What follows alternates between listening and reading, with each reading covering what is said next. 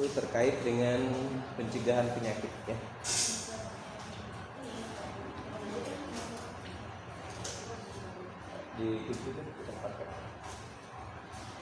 Di dalam pendidikan kesehatan masyarakat di institusi, salah satu substansinya adalah pencegahan terhadap penyakit ya. Jadi kita perlu melakukan pendidikan kesehatan di institusi ini, diharapkan supaya tidak terjadinya sakit. Jadi orang itu tidak sakit, apalagi sakit yang berulang-ulang atau kambuh ya dari penyakit. Jadi perlu kita lakukan pendidikan kesehatan masyarakat dalam rangka mengubah pengetahuannya ya. Jadi dari tidak tahu menjadi tahu kan, mau dan mampu kan gitu ya.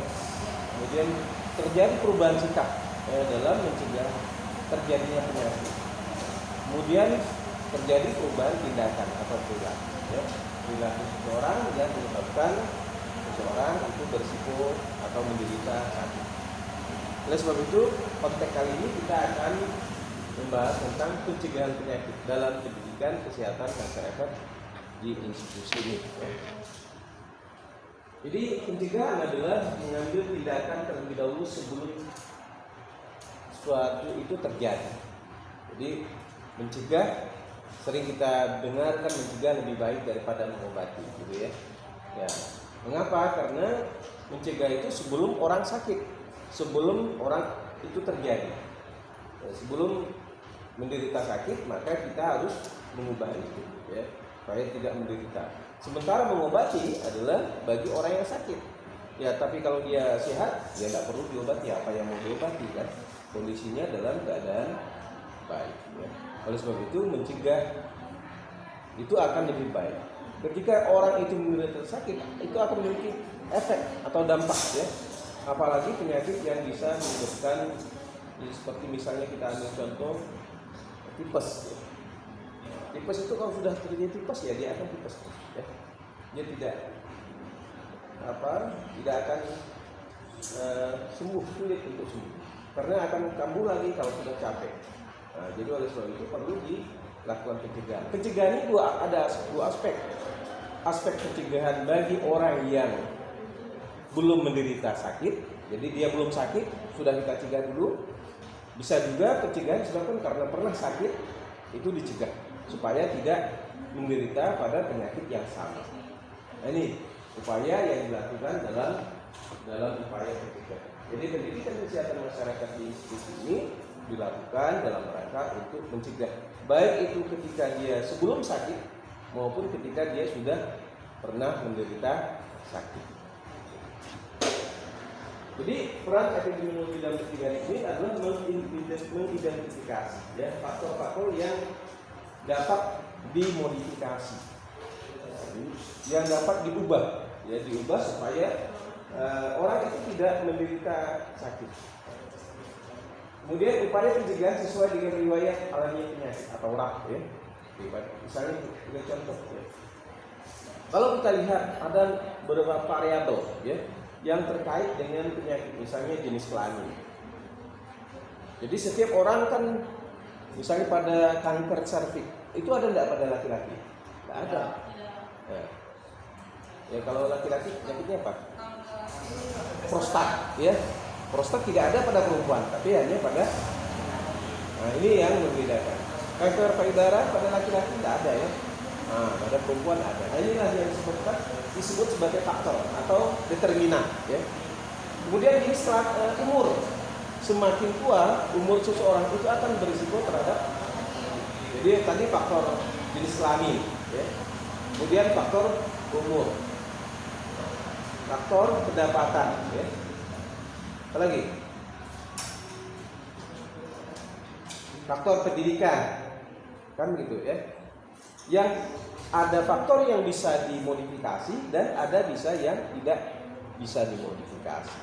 Misalnya faktor pengetahuan itu bisa dimodifikasi. Umur tidak bisa dimodifikasi, jenis kelamin tidak bisa dimodifikasi ya.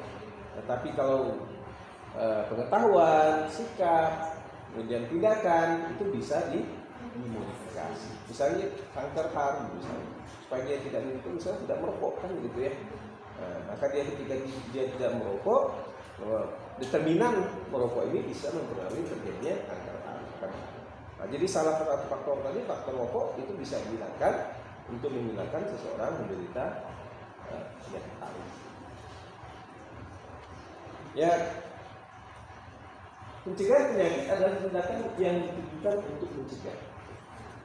Jadi sebelum itu terjadi, ya, baik yang sudah terjadi maupun yang belum terjadi. Misalnya tadi, contoh ada yang orang belum pernah sakit, maka dia akan mengubah perilakunya supaya tidak menderita sakit tertentu. Ya.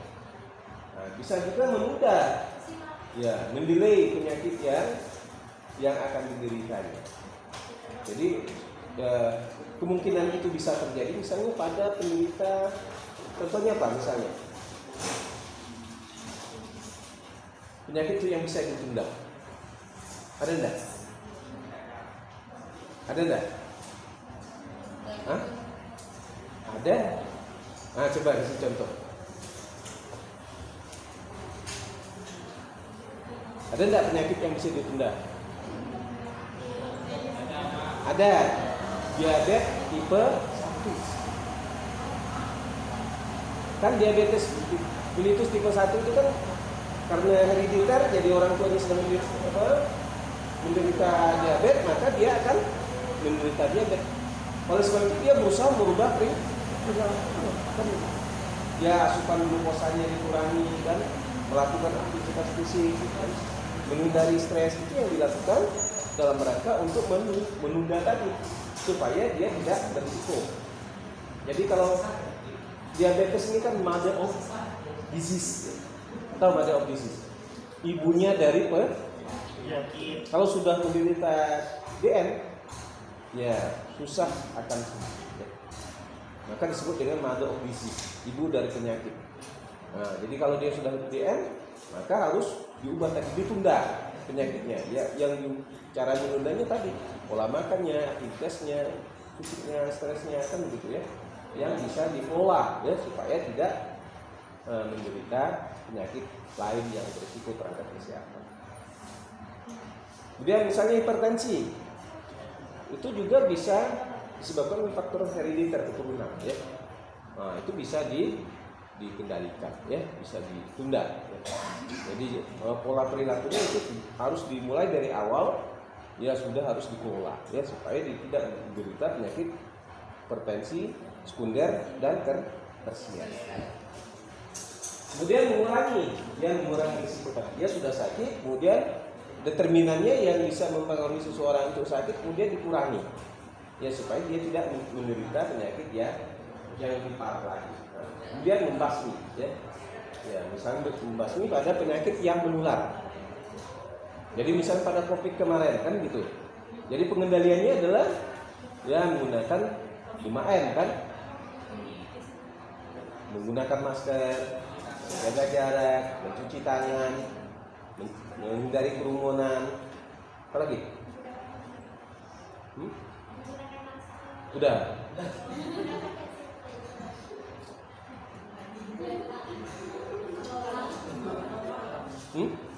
Udah. Iya, mencuci tangan itu.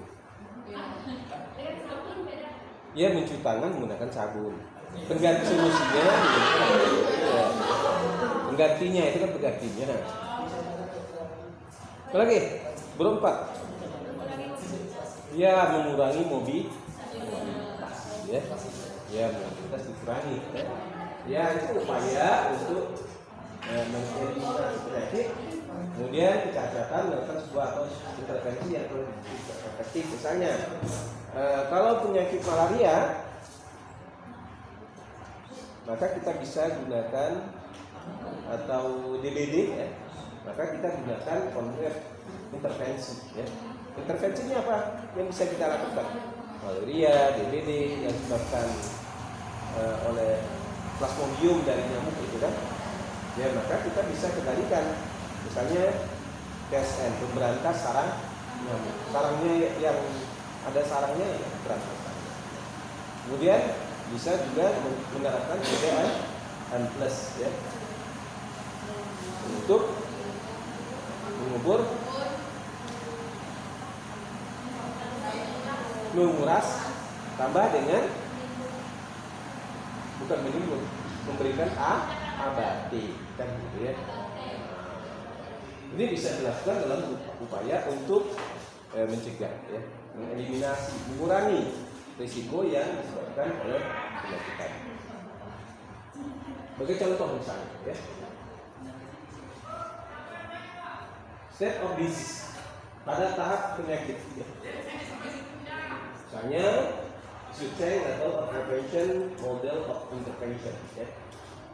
Nah, kalau kita lihat di clinical disease, ya, penyakit klinis, kemudian clinical horizontal and equivalent of subclinical, maka hasilnya adalah kalau kita lihat dari prosesnya pada tahap ini, riwayat alamiah penyakitnya adalah ada tahap susceptibility. Jadi udah mulai di sini, itu namanya tahap susceptibility. Kemudian pada tahap ini, pada tahap pre-symptomatic disease, ya. Kemudian di sini adalah clinical disease. Kemudian disability of recovery, ya. Jadi pada saat pemulihan atau penyembuhan, ya, pada isu change, level of prevention, model of intervention, ya. Kemudian kalau kita lihat pada tahap pre-pathogenesisnya, pada susceptibility-nya, kemudian level pencegahannya yang kita gunakan adalah menggunakan pendekatan primary care, kan, layanan primer. Kemudian kalau dia sudah masuk pada pre-symptomatic, maka yang harus dilakukan pada level preventionnya adalah secondary. Kemudian model of interventionnya, kalau dia masih pada pre-pathogenesis atau primary, yang bisa dilakukan adalah promosi kesehatan atau menggunakan specific protection. Kan ada salah satunya misalnya kan perlindungan dini, contohnya apa? Imunisasi, kan? Ini contohnya. Ini bisa dilakukan, ya, perlindungan. Kemudian pada pre-symptomatic, di sini sudah pada masuk pathogenesis, ya. Ini pre-pathogenesis, di sini sudah pathogennya masuk, gitu, ya. Nah, di sini kita bagi menjadi dua, yaitu pre-symptomatic dan clinical disease. Pathogenesis. Kemudian level ketiganya, level preventionnya, oleh tingkat ketiganya adalah kita melakukan pencegahan secondary dan tertiary. Jadi pada level 2 dan level 3. Kemudian model intervensinya adalah detection early diagnosis from treatment. Melakukan diagnosis dini dan pengobatan segera. Karena dia sudah pada tahap pre-symptomatic. Apogen sudah ada dalam seseorang. Kemudian sudah pada level ketiganya adalah pada secondary. Kemudian pada tahap state of disease, pada tahap penyakit clinical disease, pada penyakit klinis, maka dia masuk pada pathogenesis. Pathogenesis sudah masuk. Kemudian level of preventionnya adalah dilakukan tertiary. Kemudian model of interventionnya adalah treatment, rehabilitation, minimization of disability. Jadi kalau di high level prevention, level 4 ini sudah ada di sini, ya. Di promotion, protection, and diagnosis, and from treatment and rehabilitation, limitation of disability. Nah, jadi deteksi dini, diagnosis dan diagnosis dini, kemudian melakukan pengobatan segera, kemudian melakukan tindakan dan rehabilitasi dan pembatasan terhadap kecacatan. atau yang disebut dengan treatment and rehabilitation limitation of disability. Jadi kemudian pada masuk di sini disability bisa cacat or recovery. Jadi kalau dia tidak sembuh maka dia akan cacat kan gitu. Misalnya pada penyakit kaki gajah. Kaki gajah tahu? Bukan kakinya gajah gitu. Ya. Jadi pada penderita kaki gajah atau filariasis ini kan kalau dia tidak akan sembuh dia tetap tidak akan sembuh, maka disability tidak bisa recovery. Ya, maka yang harus dilakukan adalah pada saat level of prevention-nya. Jadi pada di sini model prevention-nya adalah heart motion specific protection. Ya, karena penyakit filariasis ini kalau bisa isu change-nya, free pathogenesis-nya sudah ada yang menderita pada penyakit filariasis. Level of prevention-nya adalah primary. Yang dilakukan adalah heart motion specific protection. Mengapa ini yang terjadi? Karena dia sifatnya adalah disability, dia tidak akan sembuh. Maka ini yang dilakukan dalam upaya untuk melakukan pencegahan terhadap penyakit filariasis. Kemudian pengobatan segera juga tidak akan sembuh karena memang resikonya adalah berada pada disability or recovery. Ya. Jadi cacat atau pulih, ya, recover, terus kembali. Nah, ini yang terkait dengan upaya pencegahan terhadap penyakit yang kita lakukan dalam perlindungan terhadap kesehatan. Jadi dalam pendidikan kesehatan masyarakat di institusi agar kita memahami bahwa terhadap beberapa isu penyakit yang kemungkinan berisiko bagi kesehatan yang bisa saja tidak bisa akan pulih. Misalnya pada penyakit tidak menular, hipertensi misalnya. Ya kalau sudah stroke dia, maka di sini posisinya disability or recovery. Ada penyakit tidak menular bisa pada stroke. Mulai dari misalnya pre-pathogenesis, primary pathogenesis, protection bisa dilakukan. Tapi kalau dia tidak bisa kita dari awal tidak dilakukan, maka dia akan berada pada posisi disability. Ya, kalau recovery ya agak susah ya kalau sudah pulih. Ya, jadi maka kita harus lebih awal ya melakukan ketika. Silakan, mungkin ada yang mau ditanyakan? Oh iya, masih. Iya. Silakan, ada yang mau ditanyakan?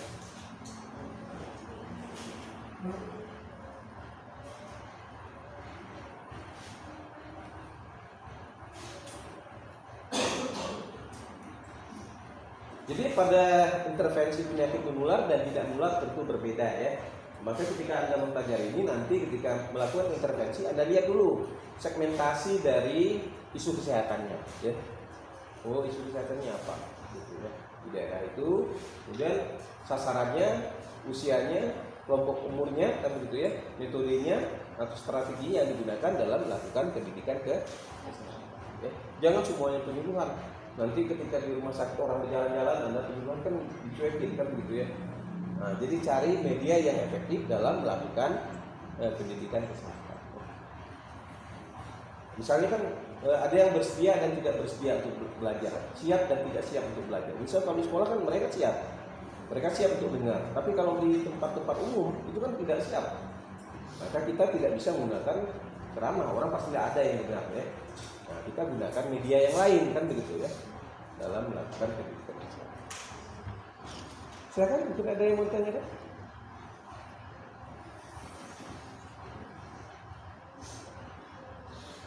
Udah bisa dipahami ya. Jadi kalau dalam melakukan pendidikan kesehatan dilihat dulu nanti sasarannya ya.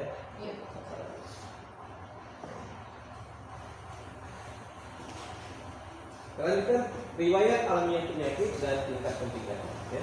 Kita lihat tadi ada periode pre-pathogenesis, ya, tingkat pencegahan primer, kesehatan, atas specific protection, promotion and specific protection. Kemudian pada periode pathogenesis, tingkat pencegahannya adalah sudah diagnosis dini dan pengobatan juga, atau disebut dengan early diagnosis and prompt treatment. Kemudian pembatasan kesehatan, disability limitation. Kemudian tingkat pencegahan kesehatannya adalah rehabilitation. Nah, ini tadi sama dengan model yang kita gambarkan di dalam model pencegahan. Ya. Jadi ada dua tingkat, yaitu tingkat periode pre-pathogenesis dan periode pathogenesis. Ya. Nah, di dalam tingkat pencegahan juga ada tingkat pencegahan primer, tingkat pencegahan sekunder, dan tingkat pencegahan tersier. Ya. Dalam tingkat pencegahan primer ini kita gunakan promosi kesehatan dan perlindungan khusus atau terkenal dengan health promotion and specific protection. Ya. Nah, sementara itu di periode pathogenesis ada dua tingkat, ada dua level pencegahan. Ya. Two level prevention, yaitu pencegahan primer atau primary prevention. Kemudian ada secondary prevention dan tertiary prevention. Di dalam secondary prevention ini ada dua, yaitu early diagnosis and prompt treatment. Diagnosis lebih awal, lebih dini, ya, dan pengobatan segera. Kemudian pembatasan kecacatan atau disability limitation. Ya. Kemudian pada tingkat pencegahan tersier, yaitu rehabilitasi atau rehabilitation. Ya. Silakan, mungkin ada yang mau ditanyakan, ada yang belum dipahami. Ya, kalau paham semua enak, ya. Belum dijelaskan sudah paham dulu. Nah, tidak usah malu-malu, ya, bertanya. Apalagi, ya, nanti malu bertanya sesat di jalan. Ya, ya, silakan. Hah? Oh, belum, nanti akan saya jelaskan. Kita kan masih di sini, ya. Masih sini. Nanti saya jelaskan, ya.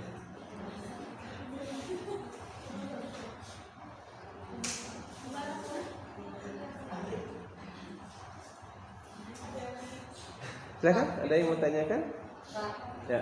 Kalau misalkan berarti kalau di rumah sakit itu kalau Kesmas tuh menggunakan apa Pak? Kalau bukan rumah sakit, bukan bunuhan, misalkan bukan bunuhan. Oh iya. Maka Anda lihat dulu sasaran kelompok sasarannya, kan? Jadi kan udah saya jarin kemarin. Pertama dilihat dari umurnya.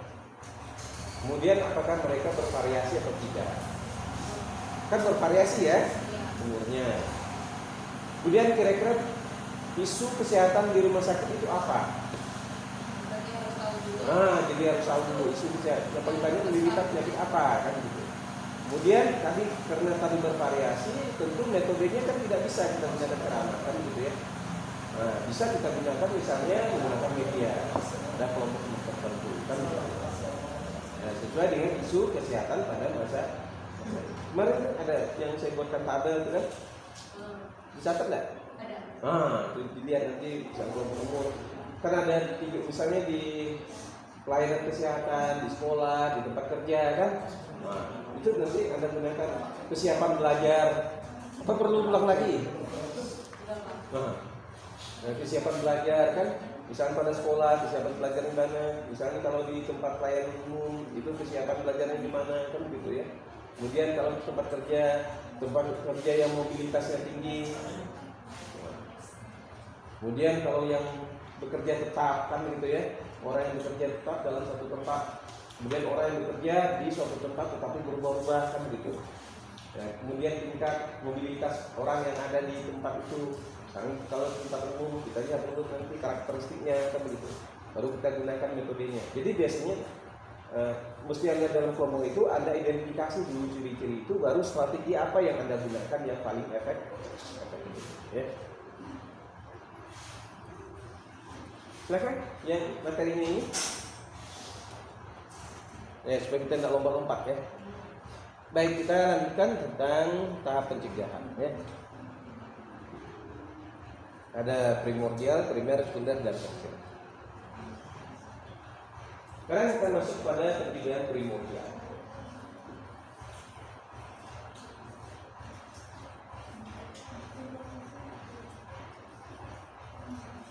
Jadi tujuannya adalah untuk menghindari terbentuknya pola hidup sosial ekonomi dan kultur yang diketahui mempunyai kontribusi untuk meningkatkan risiko penyakit. Contohnya apa?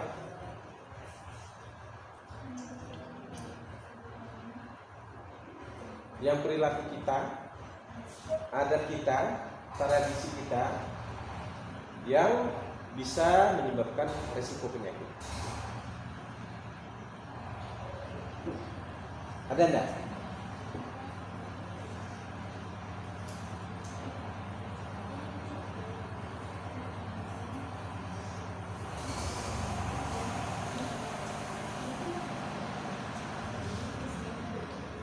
Risiko yang menimbulkan risiko ada enggak? Ada Pak. Contohnya apa? Gawai.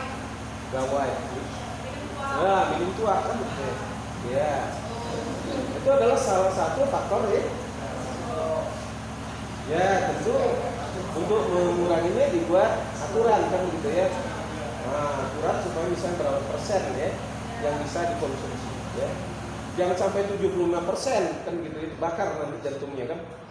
Nah, jadi itu bisa misalnya ya presentasi alkoholnya kan dikurangi ya.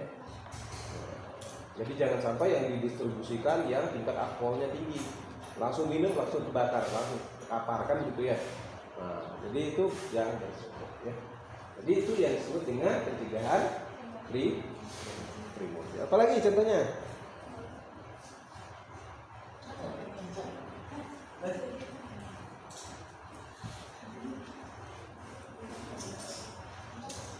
Ya, kita berkendaraan menggunakan helm itu juga termasuk dalam pencegahan primordial. Ya. Primordial. Termasuk juga membuat kawasan tanpa rokok. Nah, itu juga primordial.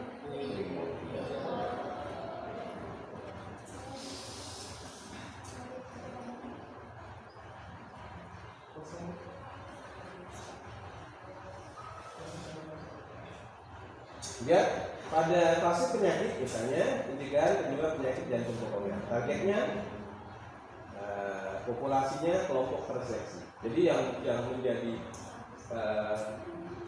yang dikhawatirkan adalah pada penderita penyakit jantung koroner atau PJK. Nah, kalau pada kelompok orang yang menderita PJK ini, populasinya siapa? Ya, orang yang dia di atas 25 tahun lah ya, atau di atas 20 tahun ya. Tapi 20 tahun jarang yang hipertensi ya. Kemudian kelompok itu terseksi, diseksi. Kemudian setelah itu dilakukan tensi ya. Tensimeter kepada setiap orang yang berpotensi menderita penyakit. Kalau dia PJK adalah hipertensi kan? Ya, hipertensi sekunder ya. Ya, kita masukkan pada yang berapa sistolik diastoliknya? Sekunder. Primer berapa? Primer.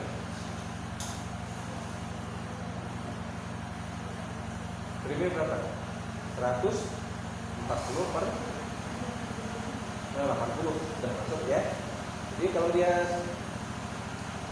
sekunder 160 per 100 ya. Sudah masuk. Jadi kategori ini yang berarti pada kelompok yang sekunder ya, hipertensi sekunder.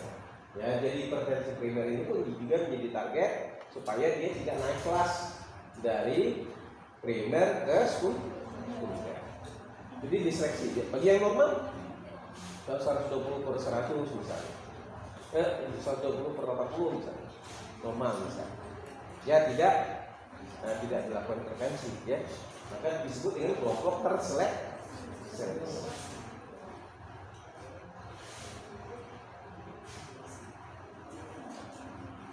Nah, jadi yang kita seleksi tadi setelah melakukan pengukuran terhadap kelompok-kelompok yang diseleksi tadi, maka yang dilakukan intervensi terkait dengan penderita PJK.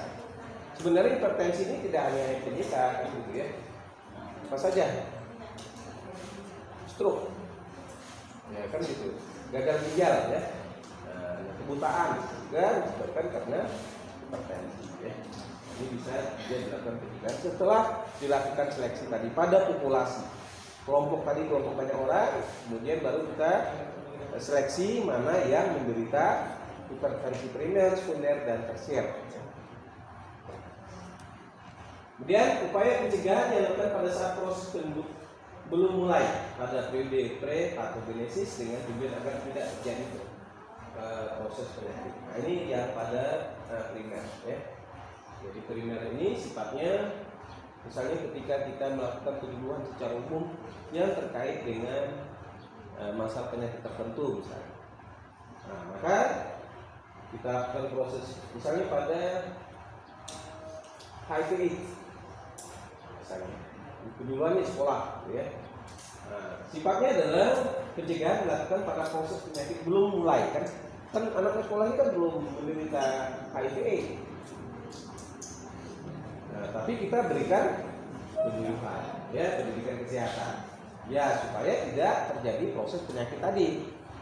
Nah, jadi pada usia itu ya, kita lakukan pendidikan kesehatan dalam upaya untuk mencegah, ya, mencegah.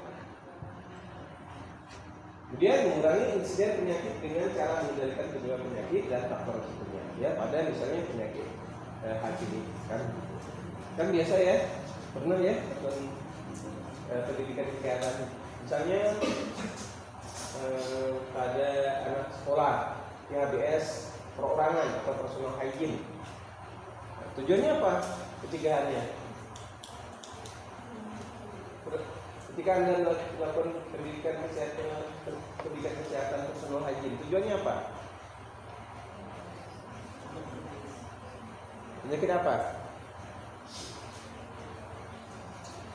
Personal hygiene. Jadi kita harus tahu, ya, ya, kulit kan gitu ya. Nah, apa lagi? Ya, kesehatan perorangan, ya. Jadi yang terkait dengan kesehatan perorangan, ya, pada remaja, di sebuah sekolah. Maka upaya ini adalah upaya untuk mencegah supaya tidak terjadi penyakit kulit dan penyakit perorangan. Ya.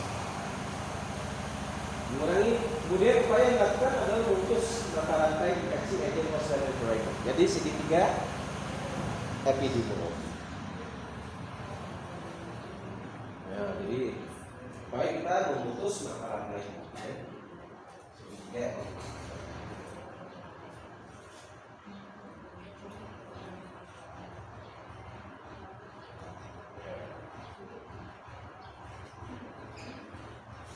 Agent dan jadi diputus nih, ya, kata-kata. Nah, tujuannya supaya tidak terjadi penyakit.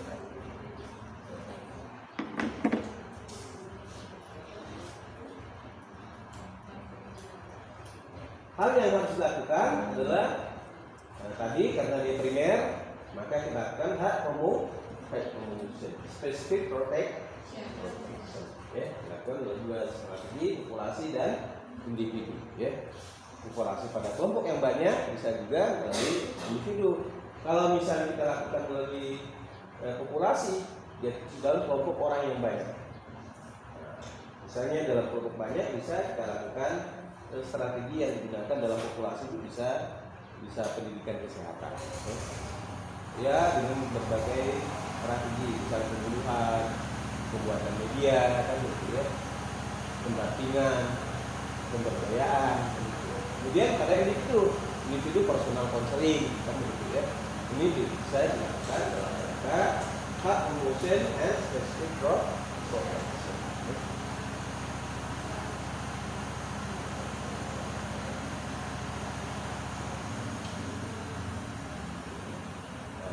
Kemudian pada pencegahan primer ini adalah pada faktor yang penyebab khusus atau pada specific protection.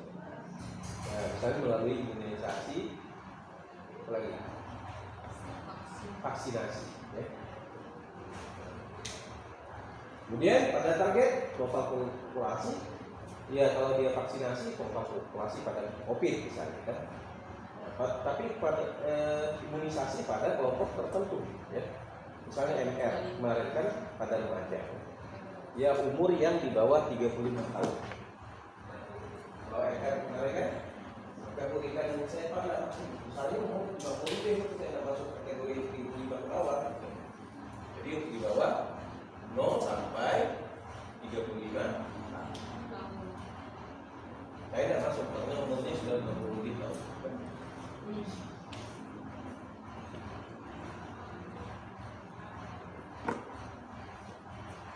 Ya senang saja sih kalau misalnya disebut masih vaksin kan nanti ditolak kalau udah paham kan gitu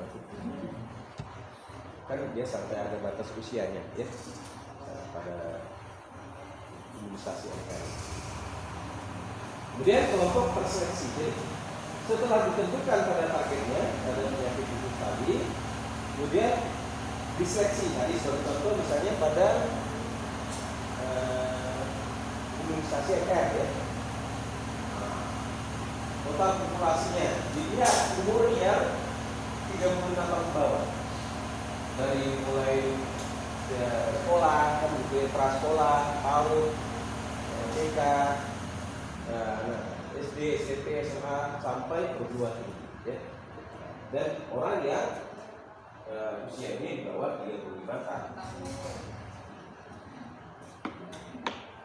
Dia individu yang sehat tentunya kan gitu. Jadi kalau dia sakit ya tidak efektif ya, tidak boleh divaksin.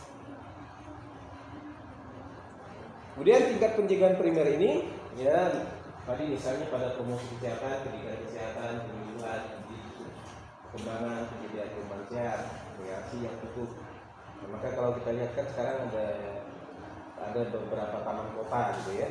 Tujuannya adalah untuk menciptakan supaya rekreasi tadi, ya supaya refresh. Jadi kalau anda lagi mumet gitu ya, sumpet kan gitu ya, pikiran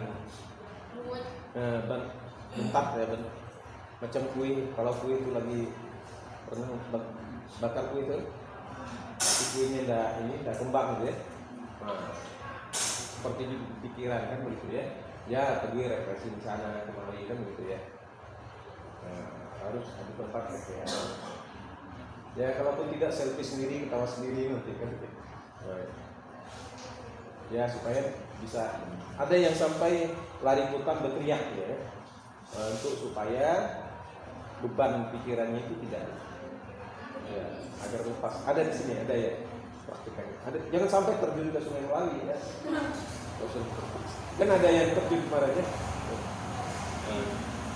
Saking ya mumetnya pikirannya ya, sumpahnya pikirannya ya. Akhirnya mau terjun ke sungai.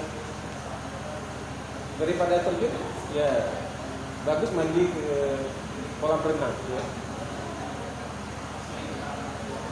Ini kerjanya sesuai dengan kompetensi Anda ya. Kemudian lakukan pemeriksaan kesehatan secara berkala. Ini bisa dilakukan dalam rangka untuk melakukan tingkat pencegahan primer atau promosi kesehatan. Kemudian perlindungan khusus tadi imunisasi, kebersihan perorangan atau personal hygiene, ya, sanitasi lingkungan, perlindungan terhadap kecelakaan akibat kerja atau PTK, ya, penyakit terkait kerja, ya, atau penyakit akibat kerja. Jadi lakukan perlindungan terhadap risiko dari pekerjaan. Ya.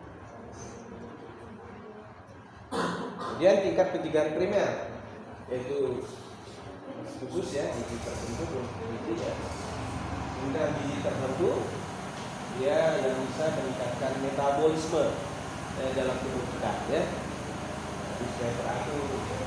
Ya kalau baring terus kan capek juga ya, main HP capek juga ya. Nah jadi harus bisa diatur ya. ya beribadah gitu ya. Nah, kalau sumpah ya dekatkan diri pada Tuhan itu adalah ciri yang terbaik. Kemudian terlindung terhadap zat yang dapat menimbulkan kanker, karsinogen ya, makanan yang bisa memicu terjadi kanker ya, karsinogen. Misalnya apa? Makanan yang bakar-bakar ya. Ya, bakarnya itu ya sate, apalagi ikan bakar, ayam bakar, abu bakar ya, termasuk yang bakar-bakar lah ya. Kalau panggang, Ya panggang termasuk juga, tapi boleh makannya, tapi tidak usah terlalu sering ya. panggangnya tuh dia nggak pakai abu gitu. Nah itu lebih baik nggak pakai apa, api gitu. Kan Ada ya. sekarang Itu lebih aman gitu ya. Karena dia kalau dibakar itu kan arangnya itu Iya. pemicu karsinogen ya. Itu terjadinya kanker. Ya memang yang dibakar itu enak ya. Nah, cuma risikonya itu. Ya sebenarnya boleh kita makan, cuma diatur. Nggak usah tiap hari makan sate terus kan begitu ya. Ya. Jadi nanti saya ngomong begini yang puasa beliur itu yang puasa.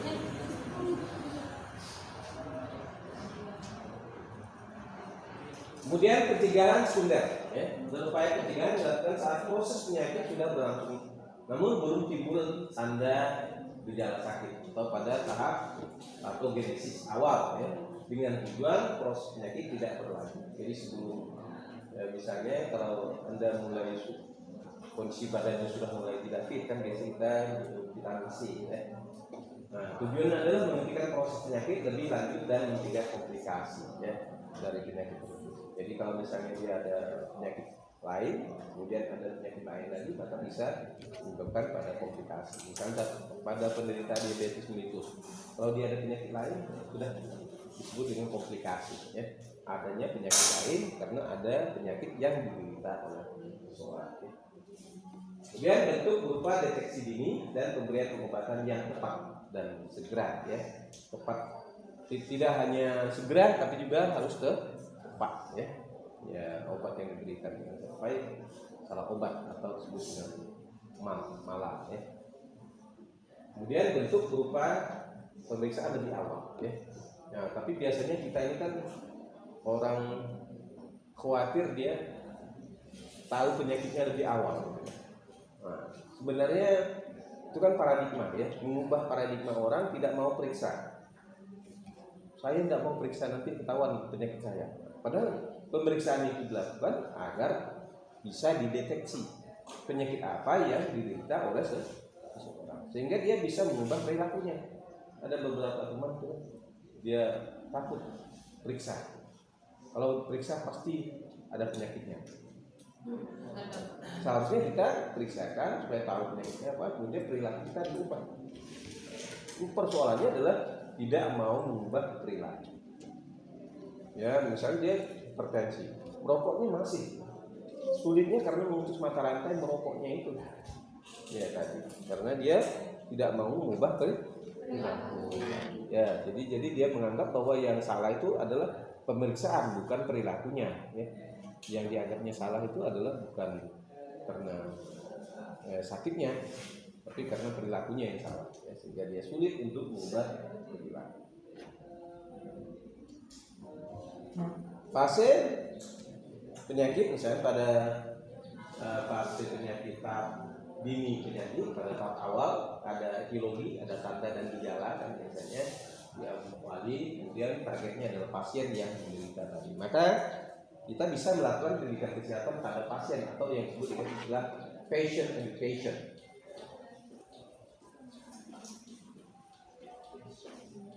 Ya, patient education. Pendidikan pada tahap sekunder. Tapi kalau sudah parah ya tidak bisa. Di tahap awal ini bisa kita lakukan. Ya, tapi kalau tahap yang masih awal, gejalanya masih ringan, masih ya bisa dipulihkan, Nah, ini bisa dilakukan patient education, ya. Pendidikan pada pasien. Targetnya adalah pasien, bukan lagi komunitas, bukan lagi perorangan, tapi lebih pada pasien. Bukan lagi pada orang yang sehat, tapi pada pasien. Ya. Ini biasanya dilakukan di PKRMS, ya, pendidikan kesehatan di rumah sakit. Tingkat pencegahan tunggal ini yaitu diagnosis dini dan pengobatan segera. Ya. Bahkan lebih awal dilakukan pemeriksaan itu lebih baik. Ya. Kalau sudah ada tanda dan gejala atau etiologinya, sudah ada merasa tidak nyaman, tidak enak, itu harus dilakukan pemeriksaan segera agar bisa diketahui penyakit apa yang diderita.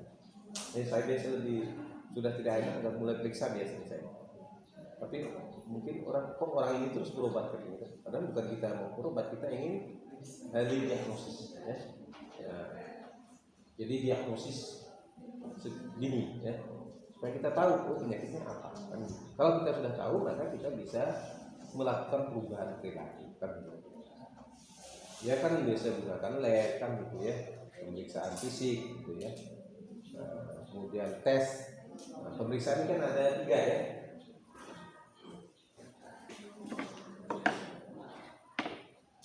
Ya, pemeriksaan fisik biasa dilakukan oleh dokter, kan?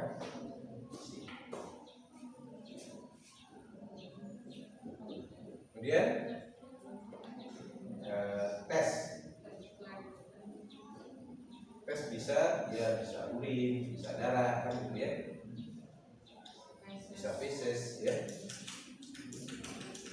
Kemudian pengukuran.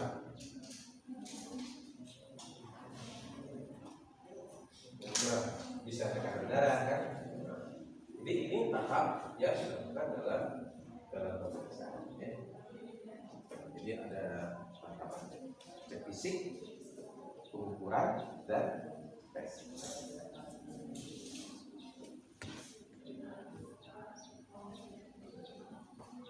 Kemudian penemuan kasus individu atau masalah, ya. Jadi setelah dilakukan diagnosis ini, maka ada penemuan kasus, ya. Ya, kemudian screening khusus dengan tujuan menyembuhkan dan mencegah penyakit berlanjut, ya, supaya tidak terjadi keberlanjutan penyakit tadi, ya.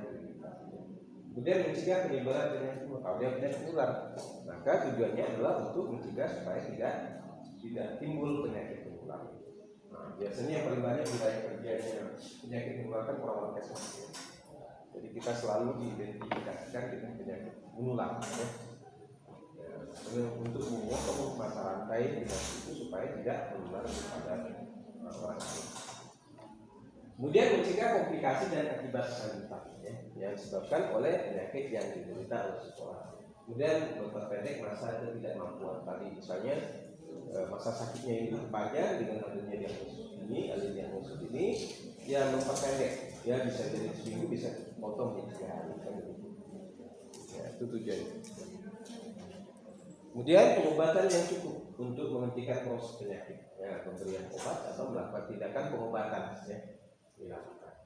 Mencegah komplikasi, spell yang lebih parah, ya. Dia menyediakan fasilitas khusus untuk mengatasi ketidakmampuan dan mencegah kematian, ya. Kemudian contoh PMS, kultur rutin bakteriologis untuk infeksi asimptomatis pada kelompok. Jadi PMS atau PMS? Ya, PMS, ya. Atau IMS, ya. Infeksi menular seksual. Ya, untungnya rutin bakteriologisnya untuk infeksi asimptomatis pada kelompok risiko tinggi. Siapa Rizky ini? Rizky bukan nama orang. Risiko tinggi, yaitu kelompok WPS. Nah, kemudian quiz, tes, serologi untuk infeksi preklinis pada kelompok tersebut, ya. Kemudian kanker terakhir, anti-aktif, ya. Kemudian kanker payudara screening dengan mamografi, ya. Nah, ini dilakukan.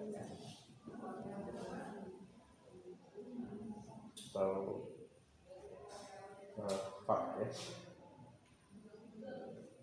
Kemudian pencegahan tersier, pencegahan yang dilakukan pada saat proses penyakit sudah lanjut ya. Akhir dari periode patogenesis dengan tujuan mencegah cacat dan mengembalikan penderita ke status.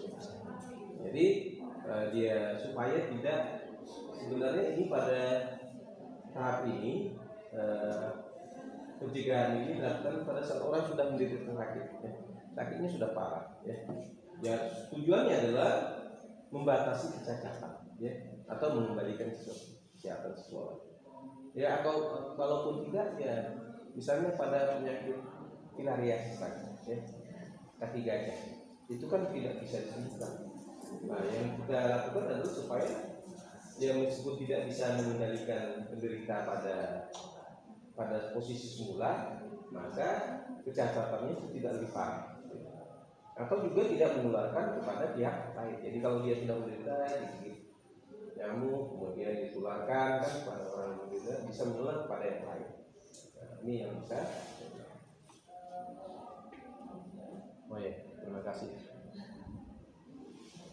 Kemudian tujuan menurunkan kelemahan dan kecacatan, memperkecil penderita dan membantu penderita untuk melakukan penyesuaian terhadap kondisi yang tidak dapat diobati lagi. Misal pada penyakit tadi filariasis ya, kaki gajah, nah, kan tidak bisa diobati. Jadi yang paling penting adalah kita meyakinkan bahwa seseorang itu masih dalam keadaan sehat meskipun ya kondisinya cacat. Itu yang penting. Misalnya pada penyakit tertentu yang harus diamputasi, kan ada yang harus diamputasi ya. Nah, pada penyakit DM kan, ya diyakinkan ya, supaya ketika orang sudah cacat itu mentalitasnya itu turun. Ya maka harus lebih semangat ya. Kemudian biasa juga orang sekelilingnya tidak perhatian lagi kan gitu ya. Nah, jadi secara psikologis seseorang itu akan di sisi lain kondisinya tidak memungkinkan untuk beraktivitas seperti biasa dan di lingkungannya tidak memberikan dukungan terhadap kita. Ini kondisi yang terjadi. Hal ini dapat dilakukan dalam rangka disability limitation, membatasi kecacatan ya, dalam tindakan pencegahan ini pada pencegahan tersier ini ya, jadi supaya tidak terjadi cacat, harapannya seperti itu ya. Tapi kalau sudah cacat ya kita mengurangi risiko saja ya. Kemudian rehabilitation, merehabilitasi, pemulihan ya, seperti sedia kala. Kalau itu tidak menimbulkan kecacatan. Kemudian pencegahan tersier pada fase penyakit tahap lanjut, pengobatan dan rehabilitasi. Targetnya adalah pasien ya. Jadi yang melakukan pendidikan patient education pada pasien ya. Jadi bukan pada komunitas lagi ya. Kemudian tingkat rehabilitasi, penyediaan fasilitas untuk pelatihan hingga fungsi tubuh dapat menempatkan sebaik-baiknya. Misalnya pada penderita stroke itu kan ada yang pulih ya. Nah, ada yang pulih kan diberikan latihan, misalnya kalau dia dari jalan buatkan dari kayu kan gitu ya. Tapi supaya dia bisa menggunakan fisiknya dilatih setiap hari. Ada yang sembuh, yang baik misalnya. Ya tiap hari dia ada yang dia tiap sembuh tuh tetap jalan, bawa barbel, tangannya dilawannya gitu ya. Ya sembuh. Kemudian pendidikan pada masyarakat dan wisatawan agar menggunakan mereka yang telah direhabilitasi. Jadi misalnya kalau mereka sudah menderita, biasanya kan sulit untuk diberdayakan ya karena sudah tadi cacat. Nah, jadi ya harus dibuatkan pekerjaan khusus yang terkait dengan penderita ya. Jangan sampai dia dikucilkan. Biasanya yang terjadi adalah pada kelompok ini masyarakat tidak bersedia maksimalkan ya tenaga mereka dalam ya, jadi sudah sakit, tidak produktif secara ekonomi, maka dia akan terus menderita sakit. Kemudian penempatan secara selektif, mempekerjakan sepenuh mungkin tenaga kerja di rumah sakit, ya. Kemudian memberikan tetap ilmu khusus yang terkait dengan rehabilitasi. Contoh misalnya penyakit vaskuler diabetik pada kaki ya. perawatan kaki, kalau dia rutin, misalnya pada pasien DM ini tadi kita contohkan pada amputasi ya. Dan fraktura dan cedera, memasang rem dengan tangan, misalnya pada di rumah ini dengan tangan ya. Nah, jadi membantu agar dia tidak jatuh. Tapi juga jangan sampai alasnya itu besi. Nah, kalau bisa dari karet juga kan. Apalagi sekarang kan banyak pakai porselen ya. Kemudian ulcerasi, nyeri kronis, kemudian matras untuk penyakit yang lebih berat ya. Ini bisa dilakukan ya untuk mengurangi resiko. Kemudian latihan seorang ibu membawa bayinya untuk imunisasi polio, imunisasi polio itu termasuk pencegahan. Silakan, mungkin ada yang mau tanyakan? Ini contoh ya, contoh soal. Silakan, ada yang mau tanyakan?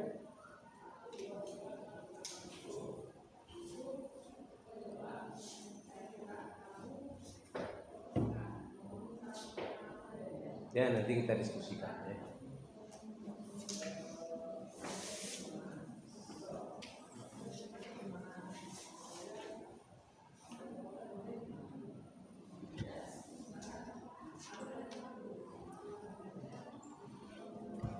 Silakan, ada yang mau ditanyakan?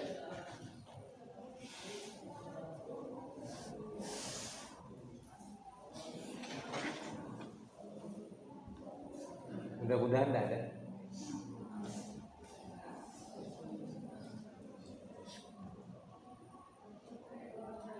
Baik, kalau sudah tidak ada, kita diskusikan ya. Nah, seorang ibu membawa bayinya untuk diimunisasi polio. Tindakan imunisasi polio tersebut termasuk pencegahan apa? Tahap mana dari riwayat alamiah penyakit yang akan dicegah dengan tindakan imunisasi? Mengapa? Ya, jelaskan. Tindakan imunisasi polio termasuk pencegahan apa? Primer, ya. Nah, tahap mana penyakit dicegah dengan tindakan imunisasi? Kan ada dua tadi ya, prepatogenesis dan patogenesis. Jadi dia masuk prepatogenesis. Mengapa pada tahap prepatogenesis?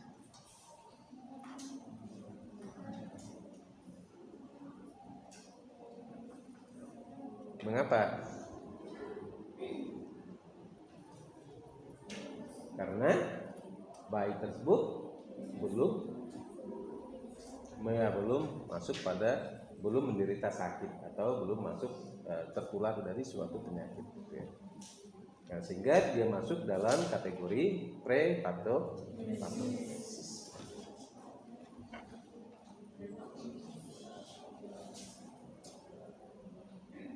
Nah, udah pandai-pandai semuanya ya.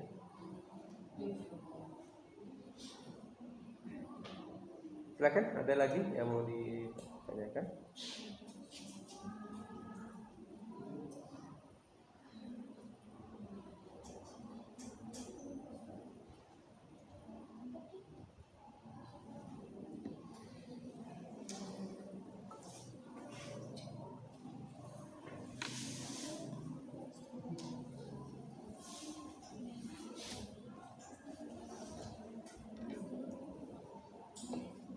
Silakan, ada yang mau tanyakan lagi? Ada ya?